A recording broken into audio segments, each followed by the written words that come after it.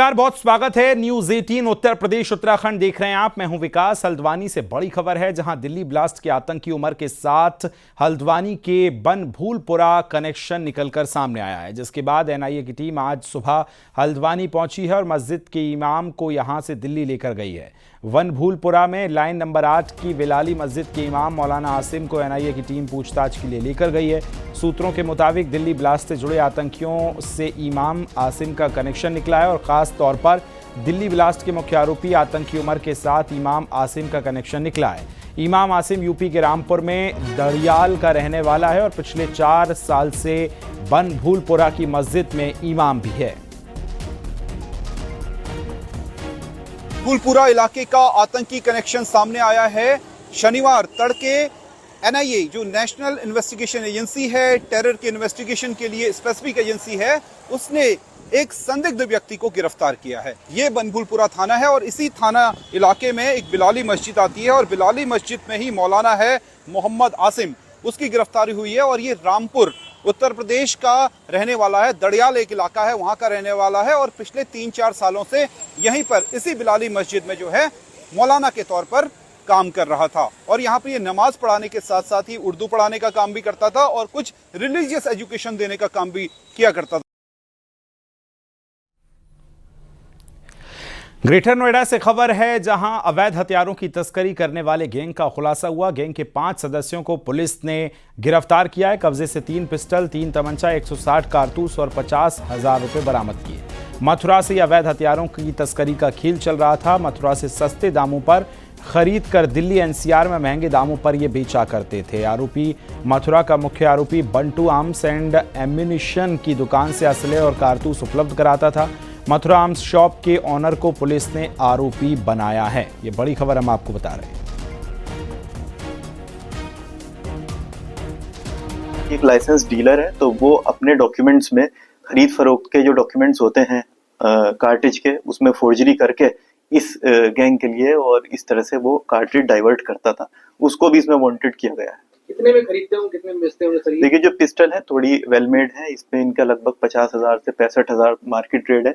इसी तरह एक कार्ट्रिज जो है वो 200 to 350 तक का, डिपेंडिंग सिचुएशन पे और खरीदने वाले पे, उस तरह की ये सप्लाई कर रहे थे। और इन्होंने पूर्व में कुछ सप्लाई करी थी, जो इन्फॉर्मेशन हमारे पास आई, फिर ये डेवलप करते हुए इस पूरे गैंग का पर्दाफाश किया है। अमेठी के जामू थाना क्षेत्र में तेज रफ्तार बाइक सड़क किनारे गड्ढे में गिर गई। हादसे में बाइक सवार एक युवक की मौके पर ही मौत हो गई, जबकि एक युवक गंभीर रूप से घायल हो गया। बताया जा रहा है कि हादसे में बाइक चला रहे युवक के सिर में गंभीर चोट आने से उसकी मौके पर ही मौत हो गई थी और जबकि पीछे बैठा युवक गंभीर रूप से घायल हो गया था। लोगों ने घायल को अस्पताल में भर्ती कराया है और मामले की पुलिस ने जांच शुरू कर दी है। तो 2 बच्चे आए हैं, यंग लड़के हैं। बताया जा रहा है कि मोटरसाइकिल से एक्सीडेंट हुआ है इनका और स्वयं से ही किसी गाड़ी को बचाने, किसी गाड़ी के अचानक आ जाने से दूर जाके कहीं गिरे हैं और जाके घर से टकराया है। उसमें एक बच्चे की सिर पे गंभीर चोट लगने से उसी मौके पे ही मौत हो गई है और एक को खरोंच और चोटें आई हैं, जिसका इलाज में चल रहा है। इधर हापुड़ में रफ्तार का कहर देखने को मिला। तेज रफ्तार बाइक हाईवे किनारे खड़ी कार से टकराई है। बाइक पर सवार 2 लड़के गंभीर रूप से घायल हो गए। हापुड़ नगर कोतवाली क्षेत्र की पूरी ये घटना बताई जा रही है।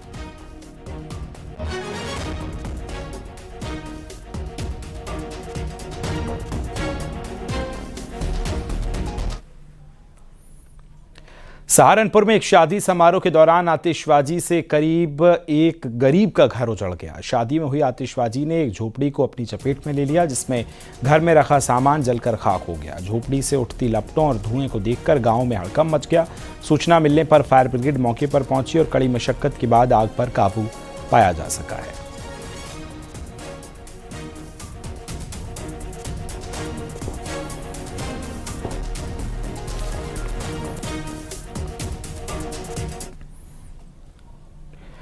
आजमगढ़ में घरेलू कलह में पति ने पत्नी की पेचकस से हमला कर हत्या कर दी है। बताया जा रहा है कि दोनों किसी बात को लेकर विवाद में पड़े हुए थे। मामला बढ़ने पर गुस्से में पति ने पहले जमकर मारपीट की और फिर पेचकस से हमला कर दिया और जिससे उसकी मौके पर ही मौत हो गई। दंपति के 3 बच्चे भी हैं। घटना के बाद बड़े बच्चे ने पुलिस को खबर दी, जिसके बाद शव को पोस्टमार्टम के लिए भेजा और आरोपी पति को हिरासत में लेकर पूछताछ की जा रही है।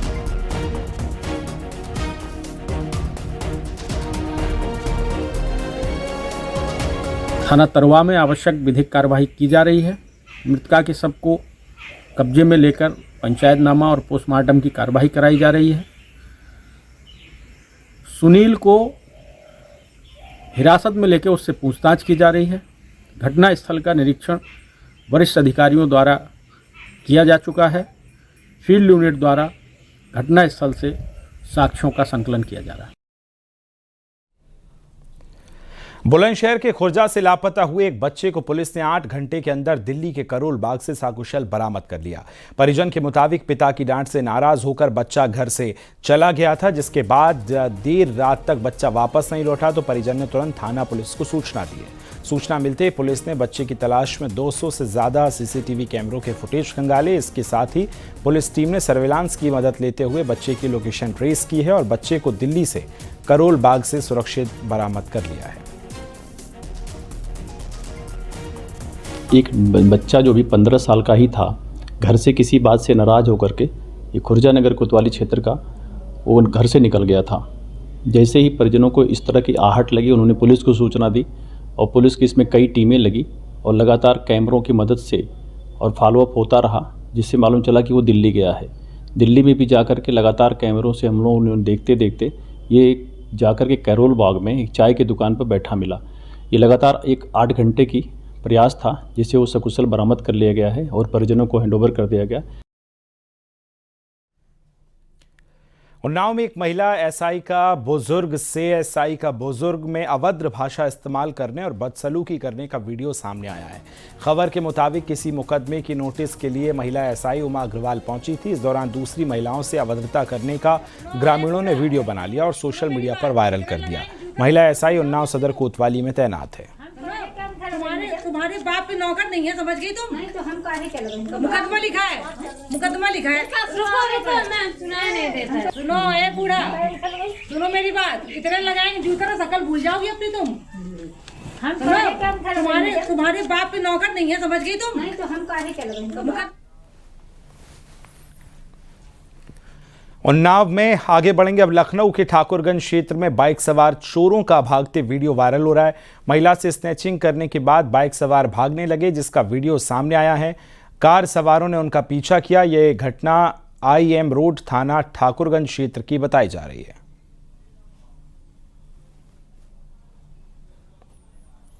तो पूरे मामले की जांच में हालांकि पुलिस जुट गई है, लेकिन बड़ी खबर यह है कि शातिर चोरों का वीडियो वायरल हुआ है। स्नैचिंग के बाद भाग रहे थे, कार सवारों ने देखा और इनका पीछा किया।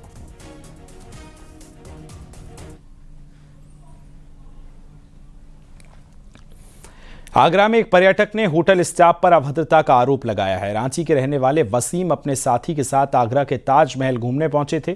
इस दौरान उन्होंने थाना शाहगंज क्षेत्र में होटल के कमरे की बुकिंग की थी।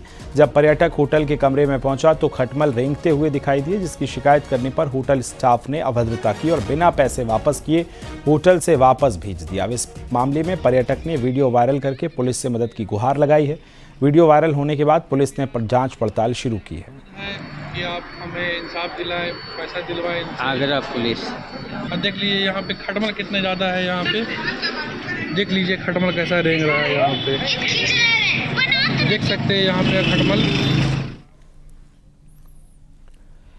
शामली में एक मारपीट का वीडियो वायरल हो रहा है, जिसमें एक युवक बुजुर्ग को बेरहमी से पीटता नजर आ रहा है। वीडियो 1 महीने पहले का है, जब आरोपी युवक ने बुजुर्ग से सूद के पैसों की मांग को लेकर मारपीट की थी। पीड़ित बुजुर्ग का कहना है कि युवक जबरन ब्याज के रुपए मांग रहा था। पैसे न देने पर आरोपी ने उन्हें सरेआम बाजार में पीटा, जिसके बाद परिजन ने सदर कोतवाली में तहरीर देकर कार्रवाई की मांग की है।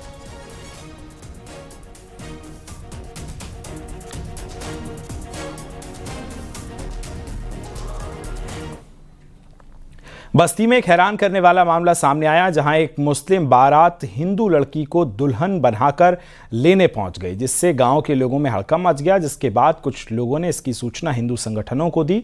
इसके बाद संगठन ने मौके पर पहुंचकर शादी पर आपत्ति जताई। इस दौरान मौके पर पुलिस भी पहुंची और दोनों पक्षों के लोगों से पूछताछ की गई है।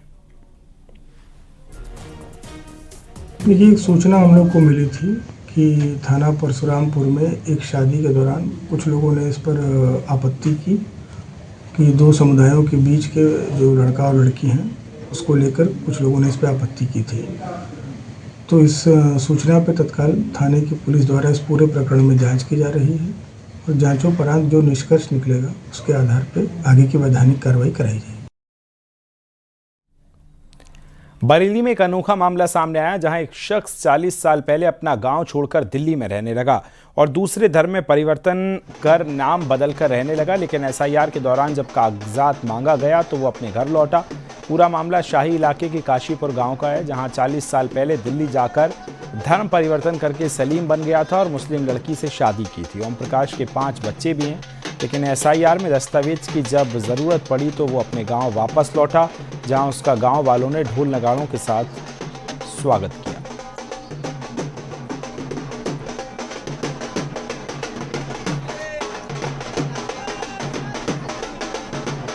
नहीं था जी, मतलब अब तक 37 साल की मेरी आयु हुई है और मुझसे पहले ही, मतलब मेरे जन्म से ही पहले से ही मतलब लापता हो गए थे। लेकिन सुनता था मैं इनके बारे में। अच्छा। चर्चाएं गांव में होती थी कि एक प्रकाश इनके रोशन लाल के भाई थे, वो आज तक मतलब 40 साल पहले चले गए, वो आज तक लौट कर नहीं है। कल ये अचानक, कल गुरुवार का दिन यहाँ बैठे हुए थे, जब पहुँचे तो गांव में पता लगा, मुझे भी जानकारी हुई। फिर गांव में पूरी खुशी की लहर उठने लगी। चंदौली पुलिस की हत्या के आरोपी से मुठभेड़ हुई है। पैर में गोली लगने से आरोपी सबरू उर्फ रितेश घायल हो गया है। घायल बदमाश का अस्पताल में इलाज चल रहा है। थाना सैयद रजा और थाना चंदौली पुलिस के साथ मुठभेड़ हुई। आरोपी के पास से एक अवैध तमंचा कारतूस बरामद हुआ है। पुलिस के मुताबिक 23 नवंबर को साइड देने को लेकर विवाद हुआ था। कहासुनी के दौरान लाठी डंडों से मारपीट हुई, जिसमें एक शख्स की मौत हो गई है।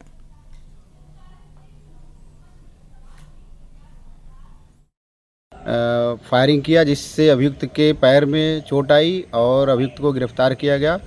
इसके पश्चात अभियुक्त को तत्काल CHC बरहनी भेजा गया, जहां से उसे जिला चिकित्सालय रेफ़र कर दिया गया। अभियुक्त के पास से 2 जिंदा कारतूस और एक अदद 315 बोर का तमंचा बरामद किया गया है। इसमें अभियुक्त के खिलाफ विधिक कार्रवाई करते हुए अग्रिम कार्रवाई की जा रही है। पुलिस टीम की तरफ से भी पुलिस के एक सिपाही के बाएं हाथ में चोट आई है, उसका भी इलाज CHC बरहनी में चल रहा है। मौके पर कुशलता है, शांति व्यवस्था बनी हुई है।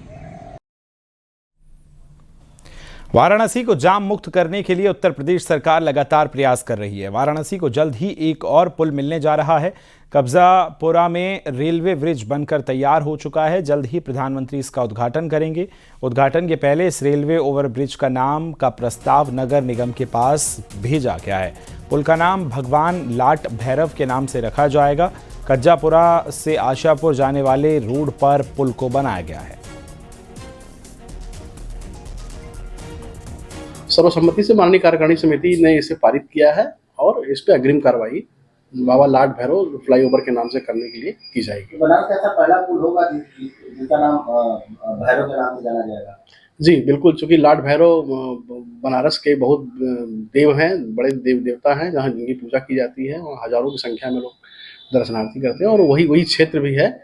तो एक बहुत ही वाराणसी के लिए एक खुशी की भी बात होगी कि बाबा लाट भैरव फ्लाईओवर के नाम से इसका नामकरण किया जाए।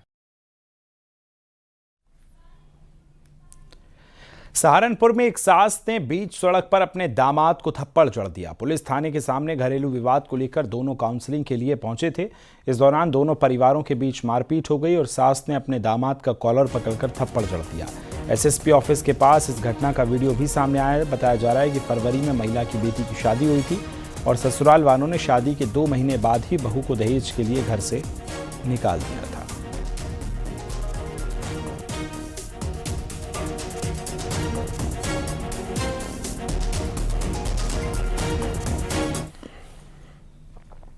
बहराइच में मामूली कहानी सुनी। देखिए, मामूली कहासुनी हुई और उसके बाद 30 साल के बेटे ने 60 साल के बुजुर्ग पिता की फावड़े से गला काटकर हत्या कर दी। घटना विशेषरगंज थाना क्षेत्र के बरईपुरवा गांव की है, जहां रामबरन चौरसिया और उसके छोटे बेटे हजारी लाल के बीच कहासुनी हुई। गुस्से में हजारी लाल ने फावड़ा मारकर अपने पिता को मौत के घाट उतार दिया। पुलिस ने मृतक की पत्नी की शिकायत पर केस दर्ज कर लिया है। पुलिस ने आरोपी बेटे को भी गिरफ्तार किया गया है। सूचना पर तत्काल पुलिस द्वारा मौके पर पहुंचकर घटनास्थल का निरीक्षण किया गया। फोरेंसिक टीम के साथ साथ वरिष्ठ अधिकारियों द्वारा भी घटनास्थल का निरीक्षण किया गया है। ये मृतक के शव को कब्जे में लेकर पंचायतनामा की कार्रवाई पूर्ण कर पोस्टमार्टम हेतु उसे मोर्चरी रवाना किया गया है और मृतक की पत्नी की तहरीर पर सुसंगत धाराओं में अभियोग पंजीकृत किया गया है। मथुरा में 5 आरोपियों को रिहा किया गया है। खबर के मुताबिक बाबा बागेश्वर की सनातन यात्रा से पहले जबरन शराब का ठेका बंद कराने के आरोप में इनको गिरफ्तार किया गया था, जिसके बाद दक्ष चौधरी, युधिष्ठिर राणा, दुर्योधन, अभिषेक ठाकुर और अमित रिहा कर दिए गए। वृंदावन में शराब के ठेका पर जमकर हंगामा किया था, जिसके बाद पुलिस ने सभी को गिरफ्तार कर लिया था।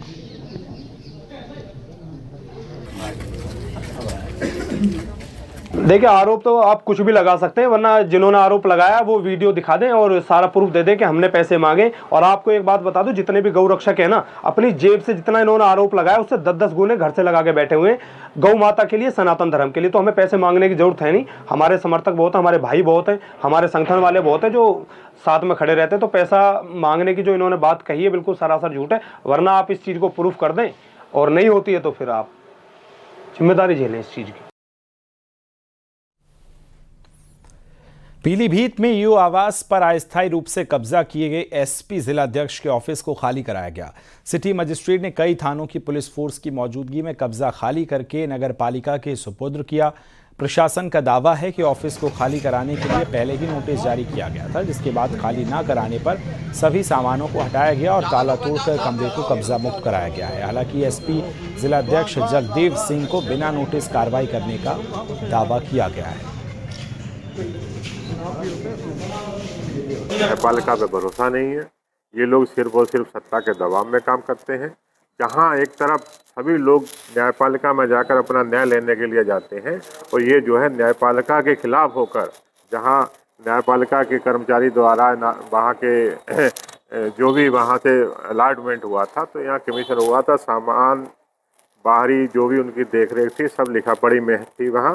और यहाँ तक कि जो हमारा वहाँ सामान अंदर पड़ा था उसमें बहुत ही गोपनीय दस्तावेज हमारे उसमें है, जो दस्तावेज किसी के हाथ में नहीं लगने चाहिए। जो पार्टी के अपने अंदरूनी जो दस्तावेज होते हैं, उसके साथ साथ हमारे पार्टी के जो है तमाम जो है सामान वहाँ पड़ा था। संगम की रेती पर आयोजित होने वाले माघ मेले की तैयारियां तेज हो गई हैं। माघ मेला को लेकर जमीन को समतल करने का काम लगभग पूरा हो गया है। पांटून ब्रिज, चरकट, प्लेटें बिछाने, पेयजल लाइनें और बिजली पहुंचाने के लिए खंबे लगाए जाने का काम तेजी से हो रहा है। 2 दिसंबर से माघ मेले में भूमि आवंटन का काम शुरू होगा।